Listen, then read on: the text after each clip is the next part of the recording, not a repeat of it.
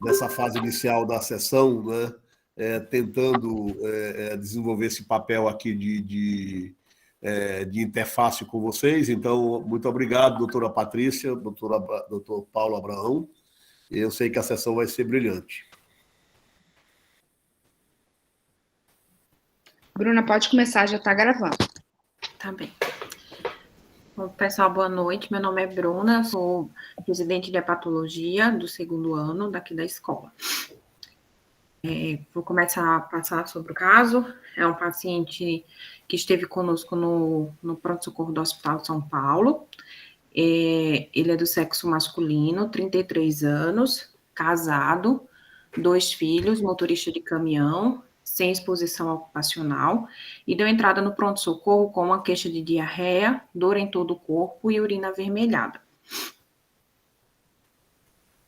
Ele relatava que no dia 1º de setembro do ano passado, após uma ingesta de cerveja e churrasco, iniciou um quadro de fezes líquidas, com raios de sangue, restos alimentares, negou presença de muco, sem dor associada, sem dor abdominal associada, sem febre, sem vômitos ou náuseas. No dia 4 de setembro, apresentou quadro de mialgia e artralgia intensas, inicialmente em região lombosacra, que irradiou para membros inferiores, que dificultava até calçar um sapato. Depois irradiou para os membros superiores, ficando totalmente de forma difusa, quando então procurou o atendimento médico próximo da sua residência e foi prescrito metronidazol e buscopan, os quais fez uso por 3 dias sem melhora clínica. Então, 3 dias após, no dia 7 de setembro, ele procurou novamente o atendimento médico, quando foi prescrito ciprofloxacino, com melhora dos raios de sangue que estava presente nas fezes, mas com persistência dos demais sintomas, ou seja, da mialgia e da artralgia que ele vinha se queixando. Então, procurou a UPA do Hospital São Paulo, no dia 9 de setembro, onde foi orientado a manter o cipro. Como não obteve melhora clínica, retornou ao Hospital São Paulo no dia 12 de setembro, e aí então foi que ele foi internado. E adicionado a esse quadro, ele relatava que há aproximadamente 1 ano ele já apresenta hematúria, uma hematúria macroscópica, que ele relatou que o xixi é sempre bem avermelhado, isso já em torno a 1 ano, astenia, fadiga, adinamia, e que não procurou atendimento médico, pois trabalhava muito e não podia parar o trabalho para investigar a causa dessa hematúria. Bom, de antecedentes pessoais, ele refere ingesta de chamate, tem história de ingesta de bebida alcoólica há 6 meses, aos finais de semana, geralmente 5 latas de cerveja, por vezes cachaça, com bebida de caipirinha. Afirma que em 2018 fez ingesta de uísque em grande quantidade, semanal, às sextas, sábados e domingos, durante 1 ano e cessou por 1 ano. E retornou à ingesta etílica há 6 meses. Mora em apartamento, tem saneamento básico, tem história de que praticava Muay Thai, há 6 meses que ele estava sem praticar, 6 meses da admissão do hospital. Tem história de tatuagem em 2012, foi o ano que ele fez a tatuagem. Nega história de tabagismo, nega história de relações sexuais desprotegidas, nega promiscuidade, nega relação sexual com homens, nega uso de drogas ilícitas. Perguntei, já que ele era caminhoneiro também, se ele tinha história de fazer uso do medicamento, do Arribit, né, para ficar acordado, mas ele negou. Negou contato com água de enchente, esgoto nos últimos meses, negou abuso de medicamento, negou viagens recentes. A última que ele me relatou foi em maio de 2019 para Campo Grande. E de história cirúrgica só tem uma herniorrafia umbilical em 2012. No exame físico, quando ele chegou para mim, ele tinha uma PA de 107/74, saturando 93% em ar ambiente, frequência respiratória de 28, frequência cardíaca de 69, um tempo de enchimento capilar de 3 segundos, e ele tinha um IMC de 24,6. No exame físico não tinha nada que chamasse tanta atenção, só nas extremidades que ele tinha um edema de uma cruz em 4 no dorso dos pés, era simétrico, compressível e indolor, mas as panturrilhas livres, e também não tinha nenhum estigma de doença hepática crônica.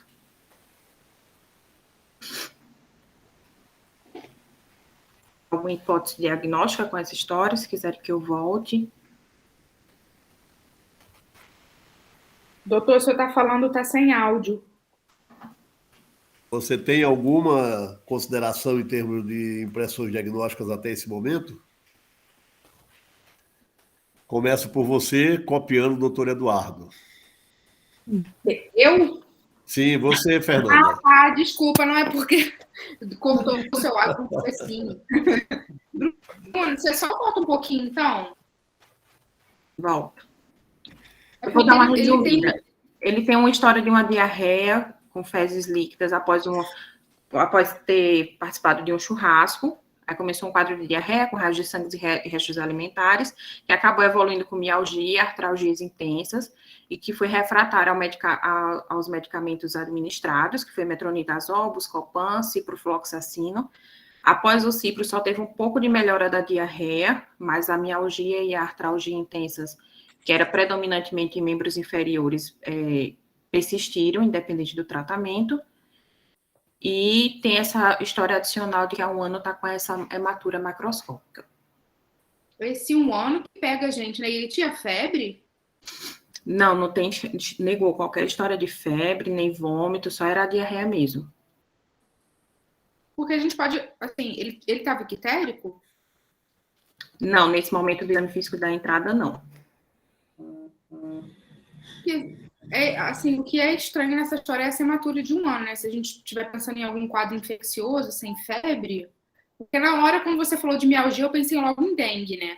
Só que sem febre, como é que a gente vai fazer esse diagnóstico? E a mialgia também a gente lembra de algumas outras síndromes infecciosas, uma possível leishmaniose, não sei. E hepatite, né? Mas, apesar de que ele não tem icterícia. Então, para mim, eu acho que tá meio difícil a gente pensar em alguma síndrome infecciosa sem febre. Aí, falando leptospirose. Oi! Precisaria de alguns exames. Eu pensei em umas possibilidades aqui, mas acho que pensei em rabdomiólise por conta dessa hematura, mialgia, mas a duração de um ano acho que poderia não ser, talvez pelo excesso de álcool como causa. A rabdomiólise geralmente é um quadro agudo, né? E É o agudo, alcoolismo, né? a libação Acho que não. alcoólica é um dos fatores etiológicos.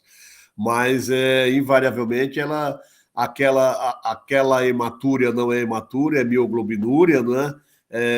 A CK vem e configura esse diagnóstico, e é um quadro que pode evoluir com desfecho para insuficiência renal aguda, né? Não levaria um curso natural de um ano de evolução, né? Então, se a gente mudasse o quadro, né, o panorama dessa história, e colocasse em alguns poucos dias, e que isso coincidisse com libação alcoólica, a possibilidade diagnóstica para essa hematúria poderia começar aí, inclusive pela rabdomiólise. Sim, é um diagnóstico que foi levantado, mas dentro da questão temporal, acho que fica pouco provável, né?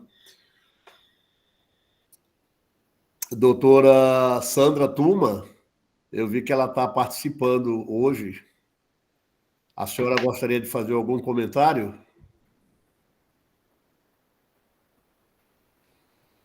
Oi, gente, boa noite aí. Você tem bom olho em cama, hein? Bens a Deus. Esses restos alimentares, o que seriam? Ele falava que era resto do que ele havia se alimentado, era como se a comida saísse inteira. Comida saída inteira. E ele tinha diarreia noturna? Não, ele não especificou, que ele falou que foi muito, assim, após esse churrasco que ele teve, que ele participou, foi bem específico, assim, ao longo do dia que ele começou a apresentar essa diarreia. Ele não especificou o horário. Não.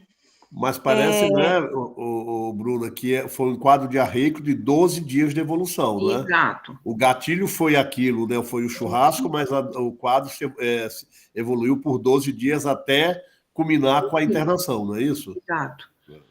O cipro só melhorou a característica das fezes, tirando essa presença desses raios de sangue, que a gente vai ver depois que, durante a internação, ele ainda persistia com um pouco da diarreia.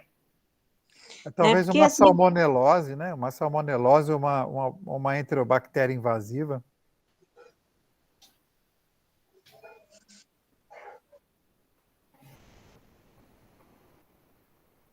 Posso prosseguir, então? Tá sem áudio, doutor Gama. Foi o doutor Paulo que sugeriu a salmonelose? Foi. Perfeito. E aí, doutor Paulo, pensando em salmonelose, mudaria a estratégia terapêutica que foi feita para ele? Se a gente pensar, por exemplo, em febre tifoide, ou uma salmonelose, ou uma enterobactéria invasiva, né, seria obrigatório aí pensar num quadro até de sepse mesmo, né? Sim. E aí a cobertura antimicrobiana seria importante voltada aí para essa hipótese, né? Perfeito. Porque ele tinha produtos patológicos, né? Tinha sangue, né? Sim. As fezes. Perfeito. Foi pensado em porfiria para esse caso? Não. Por conta do quadro... Ele tinha mialgia, não, o quadro de diarreia parece ser uma coisa aguda mesmo que aconteceu, né? Mas por causa dessa urina, exatamente. De um ano de evolução, né? Exato. Perfeito. Então, nós temos aí alguns diagnósticos, né? A porfiria, nós temos aí a salmonelose invasiva, nós temos aí algumas manifestações clínicas que podem justificar, né, alguns aspectos mais específicos para um diagnóstico ou outro, mas só para a gente não seguir logo depois, Bruna, só para a Virgínia. Virgínia, você pensaria em mais alguma coisa? Oi, Gama. A parte infecciosa, eu acho que eu vou na fala do Paulo aí. Eu tinha pensado em algo.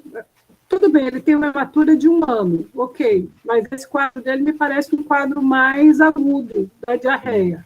Eu não consegui juntar as duas coisas específicas. Então, quando a gente pensar em salmonelose, shigella, uma Escherichia coli enterotoxigênica, alguma coisa desse tipo. Óbvio que faltam alguns comemorativos, eu acho que a febre é uma coisa importante, mas ele parece ter feito uma diarreia do tipo infecciosa, né? Sim. Perfeito. Eu só queria levantar um diagnóstico diferencial, e aí a gente teria que olhar esse paciente e diferente do que normalmente a gente faz, que é tentar juntar todos os sinais e sintomas para pensar num diagnóstico só, parece que esse quadro atual, não é um quadro, não é, a ser elucidado, e essa hematúria de 1 ano talvez possa ter aí uma outra conotação diagnóstica. E quando a gente pensa em hematúria macroscópica recorrente, não é? A gente não pode esquecer da causa mais comum, que é glomerulopatia primária, que é a doença de Berger, né? Nefropatia por IgA.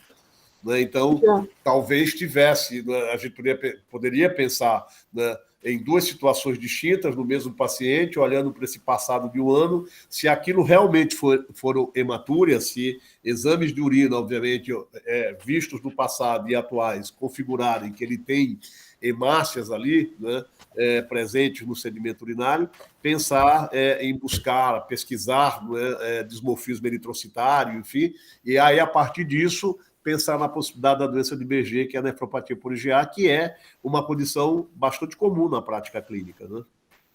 Então, só deixaria mais aí esse diagnóstico em paralelo, dividindo os raciocínios clínicos. E só para lembrar, né, se a gente está olhando mais o lado desse quadro a partir da diarreia, como a história das cistites hemorrágicas, por exemplo, existem cistites hemorrágicas infecciosas também, né? Eu não estou falando nesse caso dele, mas só para a gente lembrar também que pode ser uma causa plausível de aparecer. Sim. Perfeito. Então, Bruna, vamos? Tá. Bom, então aí o paciente foi internado, ele dá entrada pelo pronto-socorro do hospital, e aí depois da internação ele ficou com a gente da hepato devido às alterações laboratoriais que ele apresentava. Bom, como mostra aqui eu já fiz toda a evolução do laboratório dele. Ele apresentava uma leucopenia associada a uma plaquetopenia, que foi acentuando ao longo da internação. Além disso, tinha alteração de AST e ALT e gama-GT. Fosfatase alcalina sempre manteve normal durante a internação, associada a uma discreta alteração de bilirrubinas, e era um padrão mais de flutuação que ele apresentava, às vezes alterava, às vezes normalizava essa bilirrubina dele, além de uma atividade de protrombina baixa e um INR discretamente alargado e uma hipoalbuminemia. Além disso, ele foi uma única dosagem de DHL, que estava alterada, mas o que chama mais atenção era uma CPK que estava bastante alterada. Não tinha alteração de função renal, não tinha alteração de eletrólitos. E aí, devido a essa alteração da CPK e da história de mialgia dele, foi aventada a hipótese de leptospirose para esse paciente. E então foi pedida a sorologia para leptospirose. Entretanto, a gente fez somente uma amostra, só foi coletada uma amostra um único dia, e essa amostra veio reagente. Além disso, ao longo da internação, o paciente acabou positivando para COVID, mas de forma assintomática. Também foi pedida sorologia de dengue, como foi aventada uma das hipóteses inicialmente, que veio negativo. Ô, Bruna, só para lembrar, esse valor de C4 de 8 está abaixo do valor de referência ou não? Tá. Esse que está em vermelho está abaixo. Então, ele tem consumo de complemento nesse momento, né? C3 e C4, né? Tá. Sim. Passo ou quer comentar alguma coisa? Eu acho que podíamos deixar o doutor Paulo comentar, né? Sim. Na verdade, é um caso bastante complexo, né? Sim, porque não é muito típico de nada, né? A própria leptospirose em si é uma doença também com múltiplas faces, né? Você pode ter formas ictéricas, ela pode ser anictérica, você pode ter lesão renal, pode não ter lesão renal, pode ter lesão pulmonar com hemorragia alveolar, sem icterícia, pode ter SARA, né? Então, assim, é interessante esse caso, porque, de fato, ele tinha uma rabdomiólise, né? Tinha dor muscular e tinha uma CK bastante elevada. Mas falta uma série de coisas aí para a leptospirose, né? Para pensar, ele não teve, por exemplo, pensando numa lesão renal, ele não chegou a ter uma disfunção renal. Ele não teve, por exemplo, a tubulopatia clássica da leptospirose, que é uma lesão renal com perda de potássio e sódio, né? É uma das poucas formas de insuficiência renal onde a pessoa tem hipopotassemia e não hiperpotassemia. Ele tinha uma plaquetopenia, que é uma coisa também que acontece na leptospirose, porque você tem um dano endotelial difuso, né? Uma endotelite difusa, e o indivíduo ele evolui, sim, com uma alteração de uma coagulopatia, na verdade, né? Por uma vasculite sistêmica. As transaminases podem estar elevadas na leptospirose? Podem, mas ele chegou a ter 900 de transaminases. Isso não é comum na leptospirose, né? Geralmente são transaminases um pouco mais baixas, em torno de 200, 300. Doutor Paulo, e se a gente olhar aqui essa relação, é mais a ST do que a LT, né? E assim, será que essa ST vem mais do músculo do que do fígado? Né? Eu acho que você tem razão, razão. Outra coisa, na leptospirose existe uma tendência à leucocitose, né? E ele evoluiu com uma leucopenia. Então, assim, outras alterações clínicas clássicas, por exemplo, sufusão subconjuntival, é bem chamativo, né? Aquele facies característico que a gente chama de icterícia rubínica, né? É uma icterícia diferente, ela é uma icterícia alaranjada, porque o indivíduo ele tem colestase, mas ele tem também uma hiperemia cutânea, uma vasodilatação cutânea. Então, aquele aspecto que a gente chama de icterícia rubínica, o indivíduo ele fica com um aspecto alaranjado, né? Bem característico da leptospirose. Ele não teve nada disso. E não teve lesão pulmonar também, né? Também não. Não teve hemoptise, não teve disfunção respiratória com hipoxemia. E, de fato, assim, e quando a gente fala do diagnóstico por exames complementares, né, de fato, se a gente tivesse pelo menos uma quantificação dessa sorologia, se fosse um título muito elevado, mesmo com uma amostra única, a gente poderia até ficar um pouco mais convencido. Mas sendo só reagente, não reagente, e nós estamos em uma área que é endêmica para leptospira, né? Diferente, por exemplo, se ele morasse num país que não fosse tropical, nem subtropical, a chance dele ter uma sorologia positiva seria mínima. Mas ele mora num país tropical, onde existe leptospirose em várias regiões. Ele pode, inclusive existem casos assintomáticos, é importante dizer isso, quer dizer, essa sorologia ela pode ser uma imunidade prévia, né? Ele é motorista ele se expõe de várias formas, eventualmente, né? São inúmeras, as clássicas são água de enchente, lavar uma caixa d'água, limpar um porão, ter contato em ambiente que tem roedores, isso é o clássico, mas não é só isso, né? A pessoa pode se contaminar com contato com outros animais, dejetos e urina de outros animais. Então, assim, é muito complicado. O ideal aí para o diagnóstico sorológico seria o pareamento, né? O pareamento da sorologia depois da primeira semana, porque a primeira semana de doença é a forma que a gente chama de bacteremia. Você tem a leptospira no sangue, né? Inclusive, você pode fazer hoje a pesquisa do DNA por PCR no sangue. Isso hoje é bastante usado, né? Na primeira semana, é a que a gente chama de fase bacterêmica. E depois tem uma segunda fase, que é chamada fase imune. Na fase imune é onde você vai ter a resposta sorológica, você não vai achar mais a leptospira, né? E você vai ter, eventualmente, as consequências graves, porque aí você vai ter essa vasculite sistêmica, pode ter a lesão renal, pode ter a colestase, a lesão pulmonar, né? Então, o que se recomenda para avaliação sorológica é que seja feita uma avaliação que tenha um título muito elevado ou que seja pareado com um aumento de titulação significativo, pelo menos com intervalo de 1 ou 2 semanas, né? E a gente não tem isso, também não temos provas de biologia molecular aí.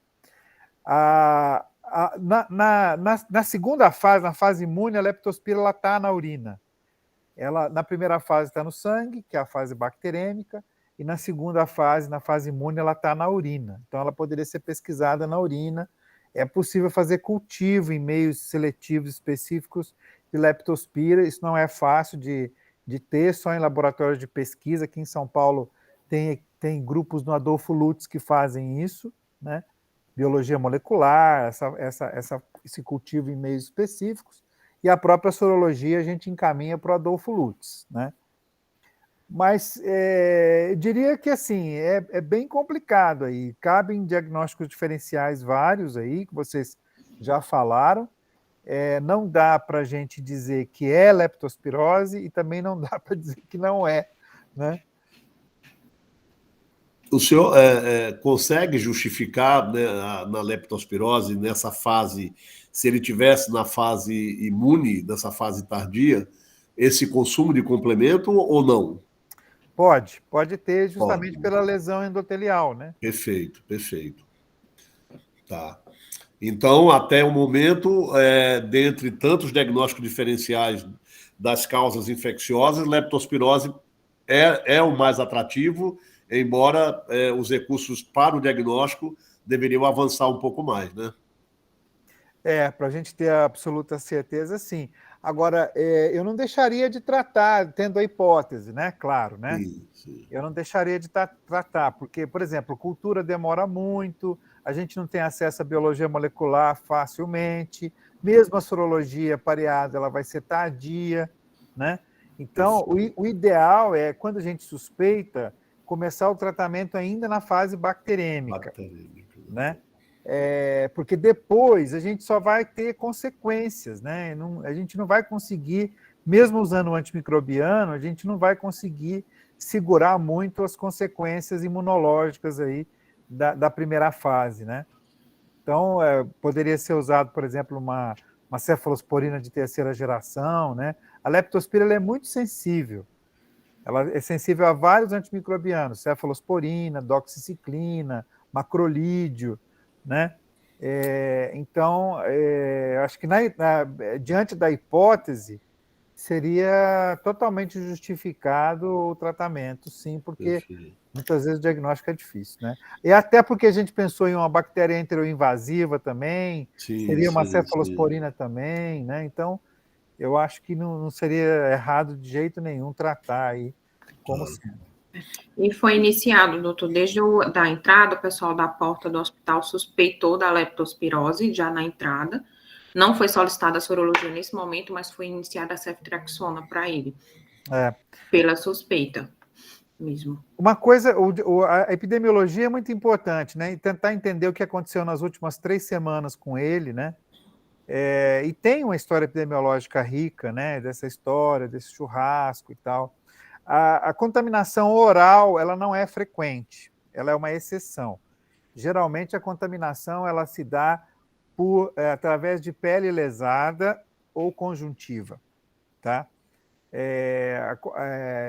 Eventualmente até a mucosa oral, tal, mas a contaminação por ingestão, ela não é via de regra a forma, né? Frequente de contaminação. Muito bom, muito bom. Essa precocidade do uso do antibiótico ainda é aquele tempo de, no máximo, 5 dias para iniciar e ter um benefício maior do antibiótico, ou ele se estende mais do que esse período? Não, idealmente o quanto antes na primeira semana, que é a fase bacterêmica. Tá.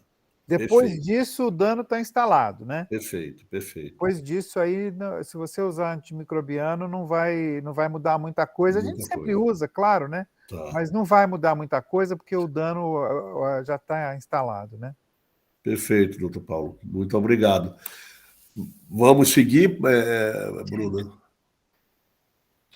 Aí o que foi pesquisado a mais foi pesquisado coprocultura, pesquisa de Isospora-Belli, pesquisa de Cryptosporidium, foi pesquisado também parasitológico de fezes e Clostridium difficile devido a esse quadro de diarreia, todos veio negativo. E aí também foi pesquisado, devido a essa alteração de ST, ALT, desse quadro mais agudo, outras possibilidades, e o que veio que chamou a atenção desse paciente foi uma saturação de transferrina de 99%. Aí a gente podia deixar a doutora Patrícia fazer uma intervenção, né? A saturação de transferrina chama muito a atenção, mas quando a gente olha para o ferro, é um ferro sérico que não é elevado, né?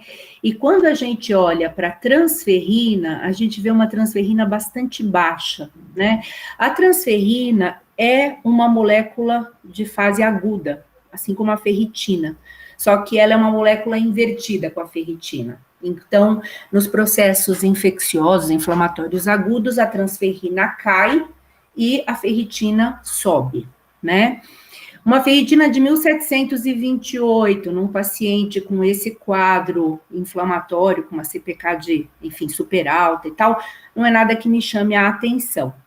O ferro está normal, mas a transferrina estando muito baixa, o que vai acontecer é que ela vai saturar muito, né? Ela vai saturar muito e com isso a saturação de transferrina vai subir. Além disso, ele tem umas provas de função hepática que estão alteradas. E se esse paciente for um hepatopata crônico, já em fase cirrótica, né, os pacientes cirróticos descompensados, a transferrina é sintetizada no fígado, eles também podem ter uma queda de transferrina. A gente não costuma ver dessa magnitude, mas associando o processo inflamatório a um quadro de cirrose e tudo mais, a gente começa a ter essa redução grande. Então, eu acho que essa saturação de transferrina neste paciente em particular, e esta ferritina, elas têm que ser interpretadas com muito cuidado, porque elas podem nos induzir a erro, né? Então, são essas as considerações. Claro que eu acompanharia isso, eu não sei se isso talvez tenha sido repetido posteriormente, né? Mas eu repetiria quando esse processo inflamatório, infeccioso, estivesse mais bem controlado, para que a gente, enfim, pudesse ter mais certeza de que há um problema no metabolismo do ferro, mas de olhar uma primeira batida de olho, não me parece. Perfeito, perfeito. Doutor Paulo, o senhor quer fazer algum comentário? Eu concordo plenamente, acho que é isso mesmo. A gente tem visto, por exemplo, na própria Covid-19, as ferritinas altíssimas, né? É inclusive um marcador prognóstico para a mortalidade. Ela é uma proteína de fase aguda, né? Talvez não fosse o melhor momento para a gente avaliar isso, justamente porque fica muito confuso tudo, né? Agora, uma coisa que a Virgínia falou aí, juntando as peças aí, né? Uma ST maior do que a LT, plaquetopenia, leucopenia, de fato é de se pensar também, apesar de ser um quadro grave, que poderia ter uma hepatopatia já avançada, né? Perfeito. Com hiperesplenismo e já uma fibrose avançada, não diagnosticada previamente, e eventualmente até que o paciente não conhecesse, né? Perfeito. A doutora Virgínia Figueiredo levantou a mão, ela quer fazer um adendo. Eu queria perguntar para o Paulo, essa sorologia, porque realmente, quando a gente olha o quadro, você falou sobre... foge muito o clássico da leptospirose, né? Obviamente que tem epidemiologia e sempre vai pesquisar. Essa sorologia, ela cruza com o quê? Ela Tem pode outros cruzar. bichos? Ela pode cruzar com sífilis, ela pode cruzar com outras treponematoses, geralmente. Com doença de Lyme, a gente não tem no Brasil, mas poderia cruzar com doença de Lyme, pode cruzar com algumas treponematoses. Mas eu acho que se tiver um quadro clínico bem característico, mesmo que seja uma amostra só, mas com títulos muito elevados, eu acho que é suficiente para a gente fazer o diagnóstico. Mas um caso desse, que é duvidoso, aí a gente fica muito em dúvida se era uma cicatriz sorológica, né? Porque a gente não tem titulação aí, a gente tem um reagente, né?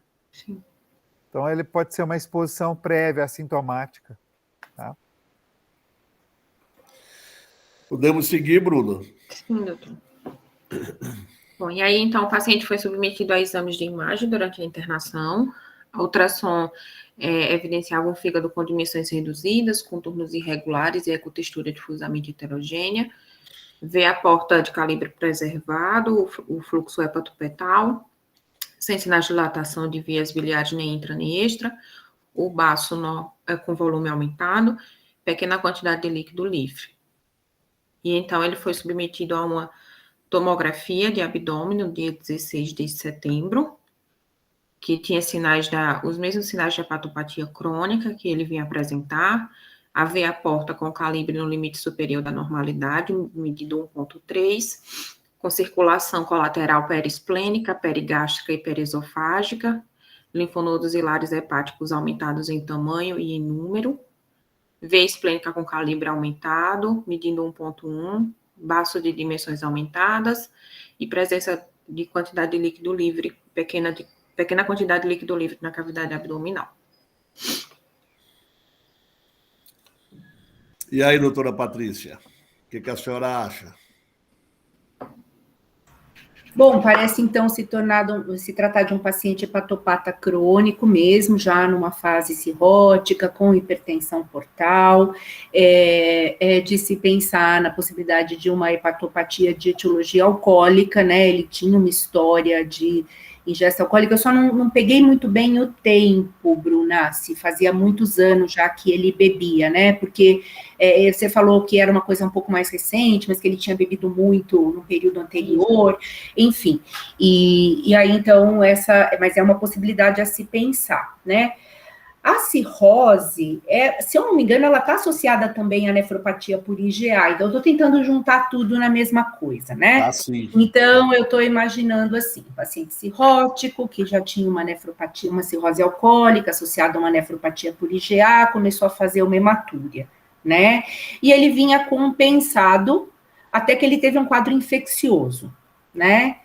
Esse quadro infeccioso, a gente ainda não conseguiu saber exatamente o que é, a gente pensa numa bactéria enteroinvasiva, a gente pensa em leptospirose, mas é esse quadro que começa a descompensar o paciente, ele tem uma CIT que é só visualizada pelo exame de imagem, né, mas a gente observa já uma pancitopenia, uma bicitopenia, ele já tem plaquetopenia, ele já tem leucopenia, ele já tem alargamento de NR, ele já tem hipoglicemia, que no caso dele pode ser mista, né? Se bem que a IgA é mais uma glomerulonefrite e não uma seminefrítica, não uma seminefrótica, né? Se eu não estou enganada, né? Mas eventualmente ele também tem. Urina 1 a gente não tem, né, Bruna? Tinha alguma coisa? Tinha proteinúria na urina 1? Então, nesse que fez durante a internação, não veio nada alterado. Inclusive, ele foi avaliado pela nefrologia, que no próximo slide eu falo. Tá.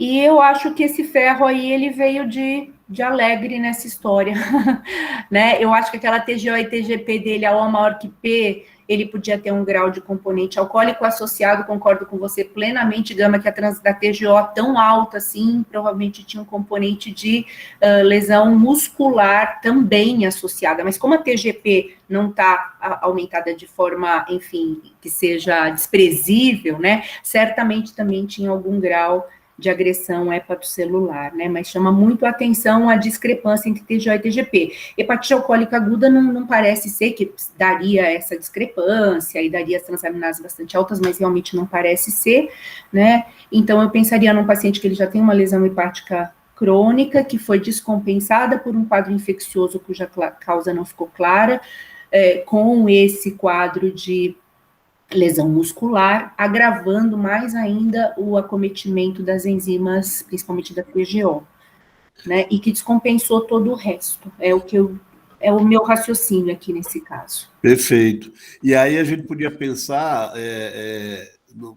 sendo esse paciente cirrótico, esse fígado pequeno, com características de imagem de uma doença hepática avançada, hipertensão portal, enfim, e olhando para aquele complemento, C3 e C4, a gente sempre fica pensando que complemento baixo é consumo por imunocomplexo, né, por doença mediada por imunocomplexo. A gente tem que lembrar que as frações do complemento também são de síntese hepática, né? Então, se ele tem uma albumina baixa, se ele tem um NR alargado, ele poderia ter, né, frações do complemento diminuídas por defeito de síntese. Então, seria mais uma possibilidade agora de tentar justificar esse complemento por um outro motivo que não fosse uma doença imunomediada, ativação de imunocomplexo na circulação, enfim, e consumindo o complemento, né? Então, acho que fica aí mais essa outra possibilidade. Doutor Paulo, quer comentar alguma coisa?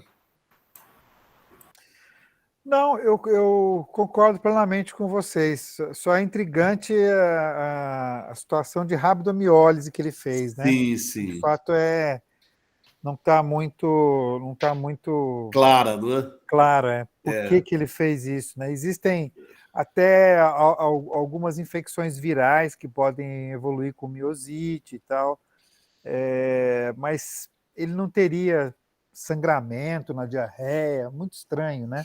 Sim. Poderia ter diarreia por enterovírus, por exemplo, mas não teria sangramento, né? Perfeito. Virgínia? Diga, meu bem. Você Não, eu só na história da empatia, ele não tem vírus B não também, né? O vírus B dele foi negativo. Sorologia eu não vi, não precisa pensar. Nessa época, estava em falta, doutora, no hospital. Não, só para pensar, também hepatite B, rim, estou também na cola da Patrícia aí para a gente tentar juntar tudo, né? Então, mas só para deixar pensar. Então, até o momento, ele não tem sorologias, né, Bruna? Isso, até o momento não. Tá. B e então, C. Perfeito. Então, tu pode seguir? Posso, sim. Bom, então, a evolução desse paciente ao longo da internação, ele apresentou melhora desse quadro diarreico que ele apresentou, que veio negativo para toda a pesquisa que foi realizada. Ele foi avaliado pela equipe de nefrologia do serviço devido a essa hematúria crônica e persistente, que teve como conduta a equipe da nefro. Pacientes sem alterações de função renal ou de sedimento urinário, que sejam relevantes do ponto de vista nefrológico ou que sugiram etiologia renal. Então, eles só avaliaram nesse dia e também deram alta da nefrologia esse paciente. Ele foi infectado pelo Covid-19 de forma assintomática. Ele foi diagnosticado a partir de uma discreta queda de saturação de oxigênio, confirmada pela coleta do RT-PCR para SARS-CoV-2, pelo swab de orofaringe. E ele recebeu alta com encaminhamento para o ambulatório de hepatites para seguimento da investigação etiológica da cirrose hepática. Então, como a doutora Patrícia havia falado, ele é um paciente cirrótico com hipertensão portal, mas que a gente ainda nem tem a etiologia da cirrose e não sabe qual foi o fator causal que fez com que ele apresentasse essa descompensação para chegar ao ponto da necessidade da internação.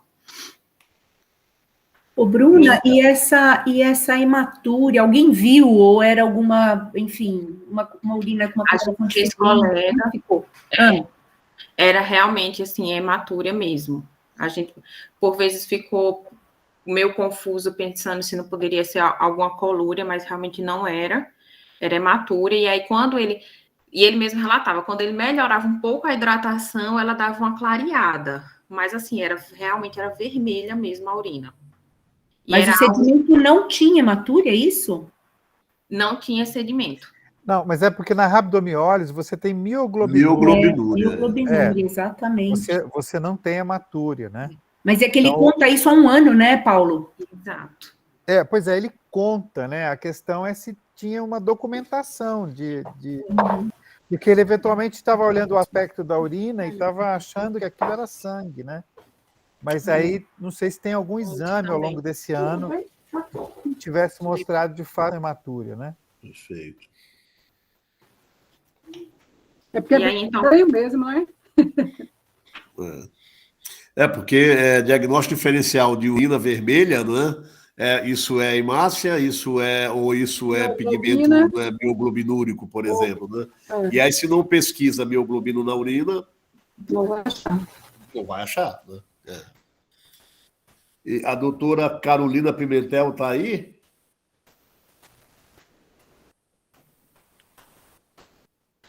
Acho que ela saiu. E a doutora Sandra também, né? Eu acho que ela saiu, doutora. Ela entrou agora há pouco. Então, a gente deixa as desculpas aqui nossas, porque nós iríamos convidá-las para dar uma opinião, mas elas acabaram de sair. Então, de qualquer modo, vamos, Bruna? Vamos, doutor. E aí, então, o paciente... Assim, o questionamento é se, devido a tudo que a gente conversou, se mudaria a hipótese diagnóstica desse paciente. E então ele chega no ambulatório para a gente. No ambulatório, a gente seguiu com a investigação da etiologia da cirrose. Ele estava em queda da alteração das aminotransferases, estava em queda progressiva do aquele quadro inicial que ele apresentou, mantendo a plaquetopenia dele, gama-GT já um pouco menos do que estava alterado, bilirrubina apresentando aquela oscilação que ele já apresentava, atividade protrombina baixa, com INR alargado e hipoalbuminemia. Mas, Bruna, volta só aqui em 15 do... Ah, sim, porque é 15/7, aí está se olhando daqui para a esquerda, né? Tá bom. Aqui é 2020, 26 de 10 de 2020, 2020, aí depois entra para esse ano, quando ele está no ambulatório. Todos esses foi na internação, aqui, fora do hospital. Tá. Esses aqui. E aí, então, a gente repete os exames de ferro, ferritina, transferrina e saturação de transferrina, e ele mantém a saturação de transferrina alterada, com ferritina alterada e ferro também. Doutora Patrícia? Não tem a transferrina aí, né? Não, doutora, nesses não vieram. Que pena. Já. Mas aí o ferro realmente ele começa a ficar, em termos absolutos, ele começa a ficar elevado, embora a ferritina, de fato, tivesse um componente inflamatório evidente, né? Porque a ferritina vai caindo, à medida que, no slide anterior, isso foi visto, ele foi melhorando do quadro infeccioso, ele foi melhorando a função hepática também, né? Ele melhora da leucopenia, embora ele mantenha a paquetopenia, ele vai baixando as enzimas do fígado, embora elas estejam elevadas, TGO maior que TGP, sugerindo mesmo que ele tenha um quadro cirrótico, né? O AP melhora, a albumina melhora, tá? Então, parece pra gente que realmente o quadro infeccioso descompensou uma hepatopatia crônica pré-existente, né? E aí sobra essa saturação de transferrina bastante elevada, que chama mesmo a atenção, mas com uma ferritina que fica bem meia boca em julho de 2021, uma alteração considerada bem mais discreta, mas a saturação chama muito a atenção, eu acho que isso tem que ser investigado, sim. Ele estava abstêmio esse tempo todo do álcool? Sim, já estava há mais de 6 meses abstêmio. É uma coisa interessante também para essa melhora, né, Pet? Que laboratorial a gente vê que isso acontece também, né? O álcool, ele interfere muito com a hepsidina, né, e ele causa mesmo uma elevação da ferritina, mas aí você não tem essa alteração na saturação de transferrina, né? Sim. É isso que chama a atenção nesse caso, né? Doutora Patrícia, nesse momento, a senhora já pediria o teste genético para a hemocromatose hereditária? Pediria. Pediria, né? Doutor Paulo tem 10 minutos conosco ainda. Eu gostaria de fazer algumas considerações? Não, eu acho que aí é obrigatório, né? Diante de um quadro de cirrose, que você está excluindo as possibilidades de etiologia, com esse perfil de ferro, né? É obrigatório pensar em hemocromatose hereditária, né? Acho que eu também pediria a pesquisa das mutações, sim. Então, Bruna, vamos? Ressonância chegou a ser feita, Bruna? Não, doutora. Com pesquisa de ferro, enfim, com pesquisa de ferro tecidual, tá. Uhum. Eu já antecipei isso. Bom, depois eu volto. Bom, então foi pesquisado o dismorfismo eritrocitário, que veio ausente no exame de novembro de 2020. E então foi pesquisado o teste genético para hemocromatose, que veio com mutação em homozigose para C282Y. E aqui é o resultado da pesquisa. Doutora Patrícia, com a palavra. Bom, que é a mutação clássica, né, de hemocromatose hereditária pelo gene HFE, né? A hemocromatose hereditária eu vou falar um pouquinho mais tarde, eu montei uma apresentaçãozinha, mas ela está caracterizada pelos genes HFE quando você tem uma homozigose C282Y ou uma heterozigose C282Y H63D. São as duas formas, enfim, são as duas combinações de alelos que podem levar à hemocromatose hereditária clássica, que é pelo gene HFE. C282Y em heterozigose, H63D em homozigose, essas não são formas que... Elas podem até dar algum grau de sobrecarga de ferro, mas não dão hemocromatose hereditária, aquela doença que causa cirrose, enfim, né? E então ele é o clássico. O que chama muito a atenção é a idade de instalação, muito cedo, né? Normalmente a hemocromatose hereditária, ela é uma doença que vai se manifestar depois da 5ª década de vida, né? Mas talvez o álcool nesse paciente tenha sido um fator, enfim, ambiental que tenha favorecido um agravamento do defeito da hepsidina, que é justamente a característica da mutação da hemocromatose, né? Parece que é isso. Ele foi submetido à endoscopia. Bruna, só um minutinho que eu acho que a doutora Ana Cristina está querendo falar alguma coisa. Doutora, eu acho que o seu... Doutora Ana Cristina, Oi. a senhora com a palavra. Não, eu queria perguntar, eu cheguei atrasada e eu não sei a idade do caso do paciente. 33 anos, doutora.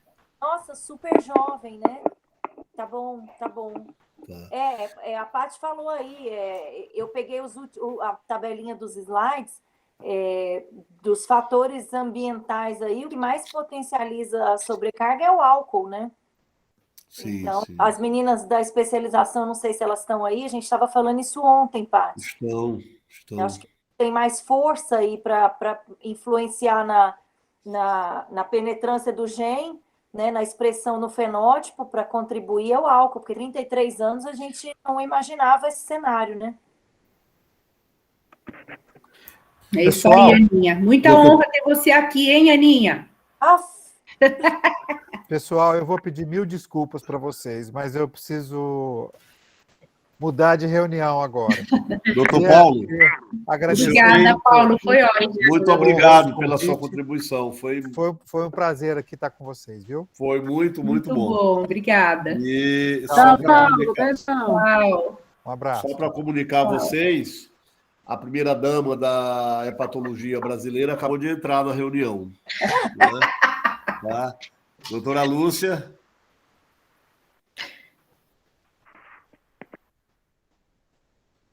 Na verdade, ela já tinha entrado mais cedo, viu, doutor? Eu vi ela entrar mais cedo, Ele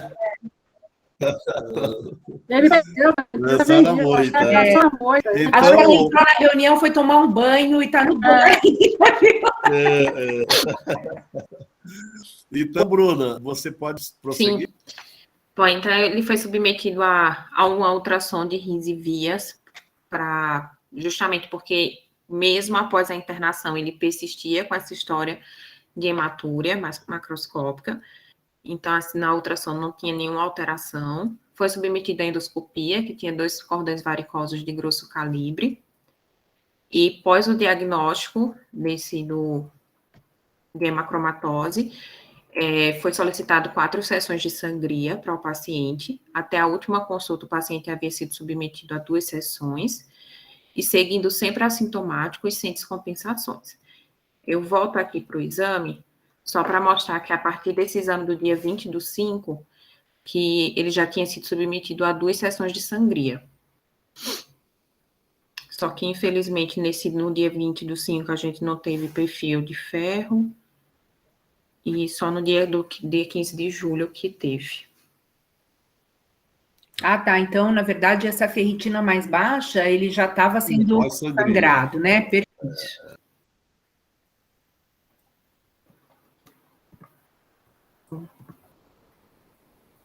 É isso. Então, a gente teve como diagnóstico final uma cirrose hepática, um paciente com hipertensão portal, hemocromatose hereditária, um COVID assintomático e uma leptospirose que ficou meio interrogada, não podendo ser confirmada.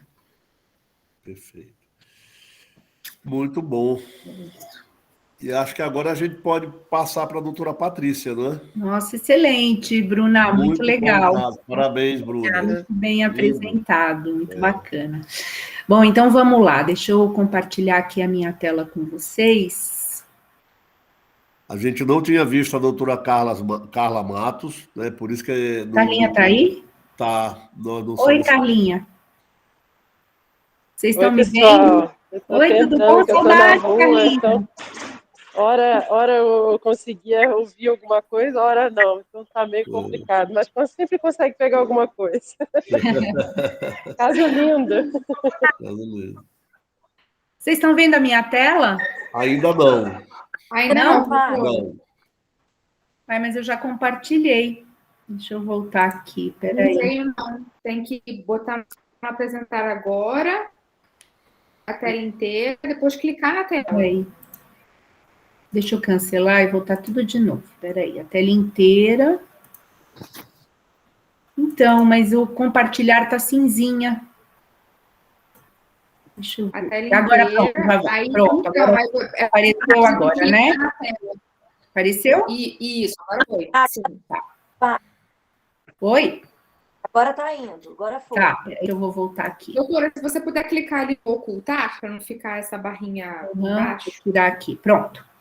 Bom, então o Gama me pediu para falar sobre hemocromatose hereditária, foi um grande suspense mesmo, porque eu pensei assim, com esse caso, ai meu Deus, acho que essa aula aqui vai dar em nada, porque esse cara não tem hemocromatose hereditária, mas tinha, né, Gama? Muito bom. Bom, então, por definição, a hemocromatose, ela é um nome que a gente dá para um grupo, na verdade, de doenças genéticas que se caracterizam por anormalidades no metabolismo do ferro, causando um excesso de ferro nos tecidos, né? E esse excesso de ferro nos tecidos é que lentamente vai causando uma lesão induzida pelo ferro, né? A gente já vai mostrar um pouquinho da fisiopatologia, como é que o ferro funciona, mas a lesão não é imediata. Ela depende de você ter um acúmulo muito grande de ferro nos tecidos antes de haver, de fato, um dano celular e, portanto, tecidual. Esse dano tecidual, ele vai se dar normalmente em alguns tecidos mais sensíveis ou que têm uma maior necessidade metabólica de ferro, né? Então, por exemplo, o coração precisa de muito ferro, ele tem o tempo todo a ATP funcionando, mitocôndria funcionando, isso é importante, o ferro é importante porque ele entra no ciclo de Krebs para a produção de energia, né? O fígado, por ser um órgão de depósito, mas também pâncreas, pele, gônadas, articulações, né? Então, esse é o quadro clínico clássico da hemocromatose ou das hemocromatoses hereditárias, como a gente já vai ver, né? Queria só mostrar alguns dados, né? Então, esse estudo Hayes aqui é um estudo em que eles avaliaram a presença de alterações associadas à hemocromatose na população americana. Foi um estudo bastante grande, que tinha 101 mil participantes, né? Desses 101 mil participantes, eles encontraram 12 mil com ferritina alta e desses, 333 que eram homozigotos para mutação C282Y, né? Então, eles encontraram 13% dos participantes com ferritina elevada e só 0,3% eram realmente homozigotos para C282Y, tá? Em geral, a mutação, essas mutações HFS são muito comuns, especialmente em populações de origem caucasiana do norte da Europa, né? Mas vejam que a homozigose, ela não é tão comum. Tá? E H63D é mais comum que a C282Y, felizmente. Eu consegui encontrar um estudo no Brasil, que é esse estudo aqui de 2010, em que se pesquisou na população geral e não em populações, enfim, com alterações bioquímicas que sugerissem uma sobrecarga de ferro, a pesquisa, então, do gene C282Y e H63D, né? Então, são vários estudos em vários anos diferentes, com populações que poderiam ser brancas, pardas, pretas, aliás, o P de preto e M de mulato, ou seja, havia aqui várias populações, tem um deles, que se eu não me engano é esse aqui, que pegava populações indígenas também, tá? E vejam que a mutação H63D, ela é mais frequente em todas essas populações, e a C282Y, ela é menos frequente na população brasileira, tá? Eu não consegui encontrar nesse estudo quantos casos eles tinham de hemocromatose hereditária, ou pelo menos da mutação em homozigose, tá? Mas são mutações frequentes, bastante frequentes na população, inclusive na população brasileira. Para a gente poder entender melhor como funciona a hemocromatose, a gente tem que aprender um pouquinho mais, ou relembrar, na verdade, um pouquinho mais do que a gente estudou lá no cursinho sobre o ferro nas aulas de química, né? Então, o ferro é um dos elementos mais frequentes na natureza, né? Mas ele é um metal que raramente ele é encontrado na forma livre, ele é um metal que tem uma certa instabilidade na parte exterior dele, dos elétrons, e geralmente ele acaba se ligando com outras substâncias, com outros elementos, e geralmente ele está na forma férrica ou ferrosa, né? O mais comum é o ferro se ligar com oxigênio, que é o outro elemento mais comum na crosta terrestre, né? Então, ferro enferruja, ferro oxida, né? Ele adora. O oxigênio e o ferro são dois elementos que se juntam com muita facilidade, e isso faz com que o ferro tenha uma importância biológica muito importante, né? Então, essa ligação, ele é muito lábil, né? Quer dizer, o ferro se liga e depois ele libera oxigênio com muita facilidade. Isso, do ponto de vista biológico, é muito interessante, né? Porque essa capacidade de captar e liberar oxigênio é importantíssima para os organismos vivos, né? O grande problema do ferro é que nessa coisa dele se ligar e desligar o tempo todo, ele acaba liberando radicais livres, né? E isso faz com que o ferro seja um metal ao mesmo tempo muito importante, mas muito perigoso, né? Então, ele tem que ter moléculas estabilizadoras, né? Então, eu sempre falo que o ferro é como se fosse um cachorro, que se você deixa ele sozinho, ele faz um estrago danado no ambiente em que ele está, né? Ele tem que estar sempre em alguma coleira, né? Porque aí ele se comporta direitinho. Quais são as coleiras que a gente tem no nosso organismo? A gente tem, para transporte do ferro, a transferrina, né? Então, a transferrina está presente no plasma, então o ferro, uma vez absorvido, entrando na corrente circulatória, ele imediatamente é ligado a uma molécula de transferrina que tem uma ligação fortíssima com o ferro, ela segura o ferro com muita força, e ela só vai liberar esse ferro quando ele estiver chegando no destino dele. Uma vez dentro da célula, o ferro, ele rapidamente entra no ciclo de Krebs e tal, e aquilo que sobra é grudado na molécula de ferritina, para que seja feito o armazenamento do ferro. Uma molécula de ferritina, ela consegue se ligar a mais ou menos 4.500 átomos de ferro. Uma molécula de transferrina se liga a 2 átomos de ferro, tá? Então, saber dessa conta é importante para a gente poder entender um pouquinho melhor quando a gente vai olhar os resultados desses exames, né? Bom, dentro da célula, então, eu comentei... Desculpa, dá uma aplicada aqui para mim. Qual é? É 4 que você falou? Uma molécula de transferrina se liga a 2 átomos de ferro, tá? Ah, sim. E uma de ferritina, 4.500, tá? Bom, dentro da célula, como eu expliquei, o ferro imediatamente ele se liga em alguns elementos celulares e ele é entregue à mitocôndria. E dentro da mitocôndria, ele vai entrar no ciclo de Krebs para fazer a respiração celular, tá? Então, essa coisa do oxigênio e tal, e ele vai funcionar dentro da respiração da célula. E, portanto, essa é a parte vital do ferro. Mas como ele também tem essa capacidade de liberar radicais livres, ele também pode causar lesão e morte celular, e é por isso que o excesso de ferro é tóxico, né? Como eu já comentei, moléculas estabilizadoras, a transferrina, né? E a ferritina é importante para o armazenamento. Depois que a ferritina ela começa a ficar muito excessiva, ela já está totalmente saturada com as tais 4.500 átomos de ferro, ela começa a se degradar e ela se transforma em hemosiderina. A hemosiderina, ela é um tipo de ferro diferente da ferritina, porque ele não é mais mobilizável, ele fica dentro da célula, mas ele é um ferro que está ligado, ele está amorfo, ele não causa agressão celular, mas ele serve como um marcador de que aquela célula recebeu um excesso de ferro, tá? Quando a transferrina, que é a que se liga com 2 átomos de ferro, ela começa a ficar muito saturada, esse é o grande perigo, ela começa a liberar ferro livre, tá? Que pode ser detectado no soro através desse método, que é uma forma de chamar o ferro livre, que é o NTBI, né? Que é a sigla em inglês para o Non-Transferring Binding Iron, tá? Então, o NTBI é que vai medir o quanto a gente tem de ferro livre e o quanto a gente tem de lesão, de ferro mesmo, que vai poder causar lesão hepatocelular. No caso da hemocromatose, o NTBI não é tão necessário porque a lesão é óbvia, né? E a ferritina e a transferrina, elas funcionam muito bem como marcadores, mas o NTBI, ele pode ser muito útil para avaliar as várias outras situações que na prática são muito mais comuns na prática clínica, em que a gente tem excesso, sobrecarga de ferro, mas a gente não tem hemocromatose, tá?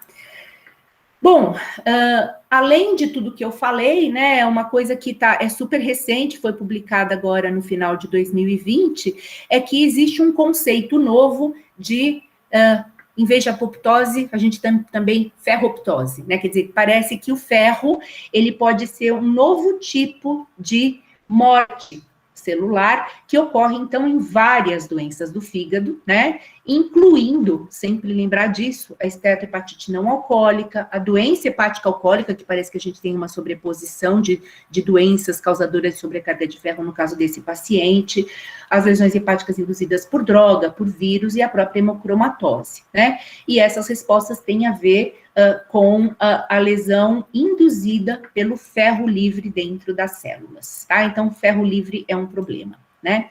Então, só para a gente ter uma noção, assim, mais visual, né? A gente tem basicamente 3 células que têm receptores de transferrina porque usam muito ferro, né? O hepatócito, o macrófago e as células da medula óssea. Então, no plasma, a gente tem a transferrina circulando junto com o ferro, né? A transferrina, então, ela consegue se ligar em receptores dessas células que eu comentei, e quando, então, ela se liga a esses receptores, a gente começa a ter, então, a entrada do ferro dentro dessas células, né? Dentro da célula, o ferro, então, vai exercer as suas funções metabólicas, e o excesso de ferro rapidamente é ligado na ferritina, que é a coleira que fica dentro da célula para impedir que haja uma agressão. Mas se o paciente ele começa a acumular muito ferro no plasma, ele começa a saturar muito a transferrina, né? Esse ferro começa a saturar muito a ferritina e começa a sobrar muito ferro livre dentro da célula, isso vai causando agressão à célula por liberação de radicais livres e morte celular, tá? Bom, todo mundo sabe, o ferro absorvido no duodeno, os enterócitos são super importantes, porque são eles que absorvem o ferro no duodeno, os precursores eritróides são eles que vão utilizar esse ferro para a formação da hemoglobina, os macrófagos, eles estocam o ferro, e os hepatócitos, além de estocar, fazem a regulação endócrina do ferro. O ferro não tem via de excreção, né? Então, a única via de excreção é ou a pessoa sangra, porque ela foi ferida, ou foi submetida a uma flebotomia, e nas mulheres, isso protege as mulheres da hemocromatose, é por isso que a hemocromatose nas mulheres ela é mais rara e ocorre geralmente em idades muito mais avançadas, elas têm a perda menstrual que as protege do excesso de ferro durante um bom período das suas vidas, né? Quais são os mecanismos de regulação do ferro? Então, a principal molécula que a gente não pode esquecer é a hepcidina. A hepcidina é uma molécula sintetizada no fígado, e ela faz o controle dos níveis de ferro através da ligação com uma outra molécula muito importante da qual a gente vai falar, que é a ferroportina, tá? Ela se liga com a ferroportina e degrada a ferroportina. Tá? Mas a gente tem várias situações, enfim, que ocorrem no indivíduo que não tem nenhuma mutação genética, situações quase que fisiológicas, né, que ocorrem em todos os seres vivos praticamente, que em quadros de infecção e inflamação, a hepcidina, ela vai também ser uma proteína que vai ser reduzida, tá? Ela vai baixar. A hepcidina é uma proteína também de fase aguda negativa, né? Isso aí é um adendo interessante. A hepcidina, quando ela foi descoberta, ela foi descoberta como tendo sido um agente antimicrobiano, tá? O que acontece é que quando você tem uma infecção, seja ela bacteriana, viral, como a maior parte dos organismos vivos precisa do ferro para sua regulação celular, para conseguir energia, o organismo rapidamente reduz a quantidade de hepcidina. Com isso, a gente reduz a disponibilidade de ferro, e esse é considerado um mecanismo bastante inicial de tentativa de defesa das células contra processos inflamatórios e infecciosos de uma forma geral, tá? A hepcidina se liga à ferroportina, que exporta o ferro das células. E a última proteína da qual a gente já falou, que precisa ser lembrada, é a transferrina, que também é sintetizada no fígado e, como eu já falei, faz o transporte de ferro do plasma. Então, como é que isso acontece? Então, no duodeno, por exemplo, a gente tem o enterócito, né? A gente tem, então, o ferro que está passando, o ferro que foi, então, liberado aqui na dieta. Esse ferro, ele entra no enterócito, ele se liga à ferroportina, e uma vez ligado à ferroportina é a porta que consegue fazer com que o ferro saia da célula. Quando os níveis de ferro já estão adequados, a epsidina, então, é ativada. E o que a epsidina faz? Ela se liga à ferroportina e degrada a ferroportina. E, com isso, a gente tem uma regulação da absorção de ferro por parte do enterócito. Então, tem pouco ferro, a gente tem pouca epsidina, a ferroportina faz esse transporte rapidamente. A gente tem muito ferro, a epsidina é ativada, ela se liga à ferroportina, degrada a ferroportina e a gente cessa a absorção de ferro, porque ele não é mais necessário, né? E uma vez no plasma, o ferro, então, como a gente já falou, ele vai circular ligado à transferrina, né? Então, um raciocínio muito legal que foi colocado pelo Dr. Antonello Pietrangelo, que é um dos grandes estudiosos de hemocromatose, é que você imaginar que o metabolismo do ferro é alguma coisa parecida com o metabolismo da glicose, em que a epsidina seria a insulina, que vai regular a quantidade de ferro, assim como a insulina regula a quantidade de glicose no soro, né? Quando a gente tem um aumento de glicose, a gente tem que aumentar a insulina. E quando a gente tem aumento de ferro, a gente tem que aumentar a epsidina, justamente para poder regular essa absorção, né? Aumentando a epsidina, ela vai degradar a ferroportina e isso vai fazer com que haja uma redução do ferro que é exportado a partir das células. Então, quando eu começo a ter aumento de ferro, eu aumento a epsidina, isso vai fazer com que haja uma degradação da ferroportina, o que vai fazer com que haja uma redução do ferro no soro, mas um aumento de depósito dentro das células, tá? Existem vários mecanismos de ajuste nos organismos, de uma forma geral, né? Então, quando a gente tem a deficiência de ferro, a gente vai ter exatamente o oposto disso. Vai reduzir a epsidina, isso vai fazer com que haja um aumento da ferroportina, o que vai aumentar a liberação de ferro dos depósitos, vai reduzir a ferritina. Por exemplo, anemias, né?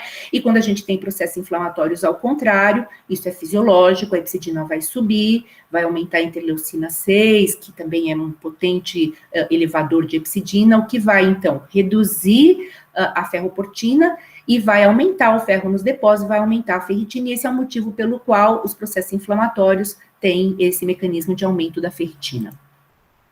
Então, a gente tem que tomar muito cuidado quando a gente vê uma sobrecarga de ferro, né? Porque a gente tem que fazer esse diagnóstico entre sobrecarga de ferro e hemocromatose hereditária com muito cuidado, né? Porque, apesar da hemocromatose hereditária, o gene HFE ser muito frequente, a sobrecarga de ferro induzida por outros motivos que não são genéticos são muito mais frequentes, né? Bom, isso aqui é um artigo do Dr. Pietrangelo também, então ele fala das causas de sobrecarga de ferro, e a gente tem, então, as hemocromatoses hereditárias, né, como causa que ele coloca aqui. A gente tem algumas doenças que não são exatamente hemocromatoses, mas que também causam geneticamente um excesso de ferro no organismo. Por exemplo, a ceruloplasmina é uma ferroxidase. Ela é super importante para se ligar para o ferro, para ajudar o ferro a sair das células. Então, na ceruloplasminemia, os pacientes têm uma sobrecarga de ferro muito importante. A ceruloplasmina ela é muito importante para fazer esse transporte nas células do cérebro. Então, na ceruloplasminemia, existe uma sobrecarga de ferro, especialmente com quadro neurológico associado a um quadro cerebral. É raríssimo. A transferrinemia também é um quadro de anemia brutal. Você não tem como esse ferro, uma vez absorvido, ser transportado através da corrente circulatória. Então, acaba causando uma sobrecarga de ferro, né? Mas também é uma doença raríssima, tá? E a gente tem das adquiridas a sobrecarga de ferro, que são as que a gente mais vê na prática nossa de hepatologistas e de clínicos, né, que são as doenças hepáticas crônicas mesmo, virais, relacionadas a álcool e NASH. E nesse caso em particular, a gente acabou tendo uma associação que parece que foi muito danosa para esse paciente, que foi uma sobrecarga de ferro induzida pelo álcool, associada a uma doença genética que esse paciente tinha, uma hemocromatose hereditária, tá? Bom, existem pelo menos 4 tipos de hemocromatose hereditária, e é por isso que a gente fala de hemocromatoses hereditárias, eu chamei assim, né, mas é só para a gente lembrar que não tem só um tipo, embora todas as que não são HFE sejam extremamente raras, né? Então, estima-se que as hemocromatoses 2, 3 e 4, elas ocorram numa frequência de 1 para 3 milhões de pessoas, elas são muito, muito raras. Então, vamos falar da hemocromatose hereditária tipo 1, que é o que a gente vai ver na prática clínica, né? Então, ela é causada por uma mutação do gene HFE, como eu já disse, 10% da população caucasiana tem algum desses genes, tá? Por que o HFE é importante? O HFE é um gene que regula a ação da epsidina, né? E assim como o diabetes é causado por uma resistência à insulina, a gente poderia entender que a mutação do gene HFE, ele causa uma resistência da célula à ação da epsidina, né?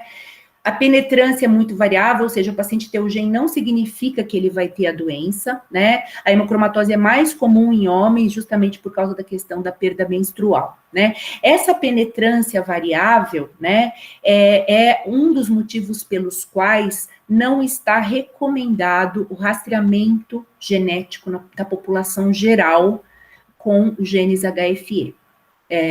No máximo, a gente faz esse rastreamento com saturação de transferrina, que é o método indicado, tá?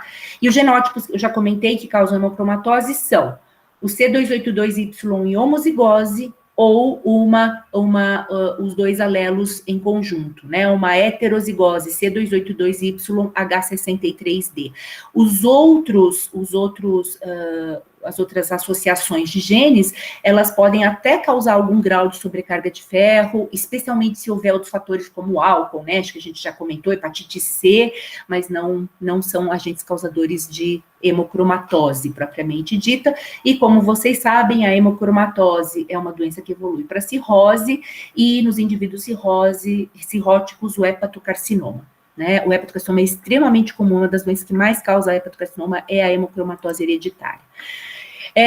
Esse gráfico aqui é para vocês terem a noção de quão complexo e quantos mecanismos moleculares entram na regulação do ferro, né? Incluindo alguns genes, como o gene HFE, que regula esse receptor de transferrina, mas também a hemojuvelina, e todos esses fatores aqui causando, então, uma série de liberação de marcadores celulares que vão favorecer a estimulação de um gene que chama gene RAMP. Esse gene RAMP é o gene que codifica a epsidina. Tá? Então, isso aqui é só para vocês terem uma noção geral, que é um processo extremamente complexo, com inúmeros marcadores celulares regulados por vários genes, tá? Eu já comentei isso aqui, né, da interpretação dos testes genéticos para hemocromatose, só lembrando que essas são as duas mutações que vão causar hemocromatose. O heterozigoto do C282Y normalmente não tem nenhum problema, tá? O homozigoto para o H63D também não é uma característica que leve à hemocromatose, muito menos o heterozigoto H63D, tá?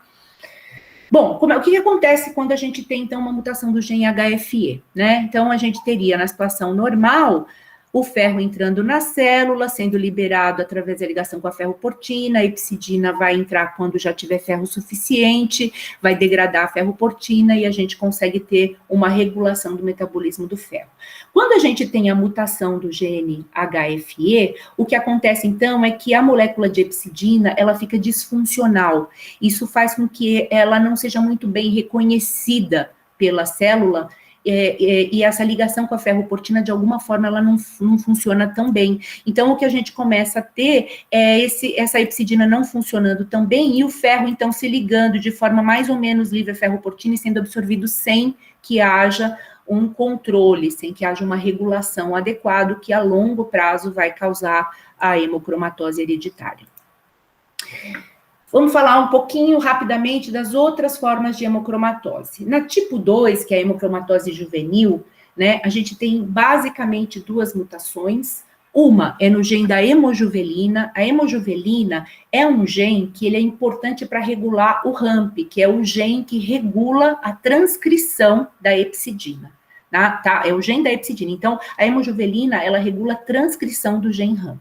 Tá? E o 2B é uma mutação diretamente no gene RAMP, tá? Que é o gene que codifica a epsidina. Então, a gente tem essa cadeia aqui, hemojuvelina modulando a transcrição do RAMP, que por sua vez vai produzir a epsidina, né? Então, quando você tem a mutação da hemojuvelina, você tem também um problema na transcrição do RAMP, o que vai levar a uma redução importante da produção de epsidina, tá? Então, voltando para aquele nosso exemplo, quando a gente tem um indivíduo normal, a epsidina se liga à ferroportina, que vai regular, e quando você tem hemocromatose tipo 2, você tem muito menos epsidina, essa epsidina, então, novamente, não funciona direito, e você tem uma quantidade grande de ferro sendo, liberada na corrente circulatória. Essa mutação, ela é muito mais, eficaz em favorecer uma absorção descontrolada de ferro, e é por isso que a hemocromatose hereditária tipo 2, ela ocorre muito mais precocemente do que a mutação do gene HFE, que é a hemocromatose tipo 1, tá? Então, a doença é muito mais precoce, tá? Daí o nome hemocromatose juvenil.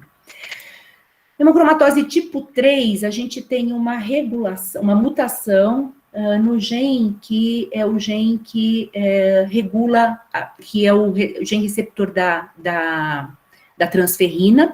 Esse é um gene que também regula a expressão da epsidina, né? Então, novamente, a gente vai ter a situação normal em que é uma regulação por parte da epsidina, e no caso da hemocromatose hereditária tipo 3, esse gene da epsidina, ele não consegue funcionar direito, e isso, novamente, esse gene de epsidina não, essa molécula de epsidina, ela não consegue funcionar direito, e novamente a gente vai ter uma absorção descontrolada de ferro. Com relação à hemocromatose hereditária do tipo 4, tem alguns autores que acham que isso, não deveria ser considerado uma hemocromatose. A gente vai, que é o que a gente chama de doença da ferroportina, né? Porque existem mutações nesse gene SCL04A1, ou mutações missense do RAMP, né? Que vão fazer com que haja um problema ou da ligação da epsidina com a ferroportina, com ganho de função, no caso, ou da excreção da ferroportina quando a mutação causa perda de função. Então, o que vai acontecer nesse caso é diferente do que aconteceu nos demais, né? O que a gente começa a ter aqui quando a gente tem a doença da ferroportina, é que o ferro, ele entra na célula, a epsidina, ela não consegue fazer essa degradação da ferroportina, e o ferro, ele vai se acumulando dentro da célula. Então, na doença da ferroportina, o indivíduo, ele tem uma quantidade de ferro muito grande dentro, principalmente de macrófagos, ele tem uma anemia, mas ele tem muito pouco ferro em hepatócito. O ferro nem consegue chegar direito na corrente circulatória, ele fica preso no sistema retículo endotelial, e o indivíduo, ele, em vez de ter uma saturação de ferro elevada, ele tem o contrário, uma saturação baixa. Ele tem muito ferro disponível para fazer a ligação com as moléculas, para fazer eritropoiese e tudo mais. Tá? Então, ela é uma forma diferente aqui, e é por isso que alguns autores acham que isso não devia ser considerado uma hemocromatose. Então, só lembrando aqui as categorias de hemocromatose, né? Tipo 1, 2, 3 e 4, né? E a gente tem que todas elas, com exceção da tipo 4, são doenças autossômicas recessivas. A doença da ferroportina é uma doença cuja transmissão é autossômica dominante, tá? Então, ela também, nisso, ela é diferente das outras formas de hemocromatose.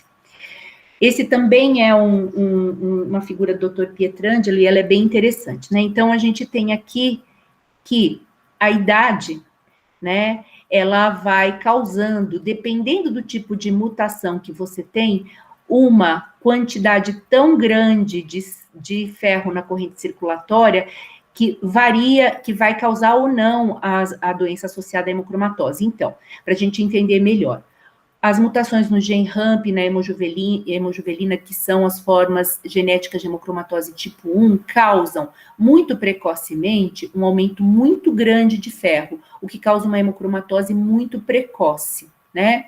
Já a hemocromatose tipo 3, que é a do receptor de transferrina, ela ocorre um pouco mais tarde, por volta dos 30, 40 anos, e a sobrecarga de ferro, ela não é tão importante.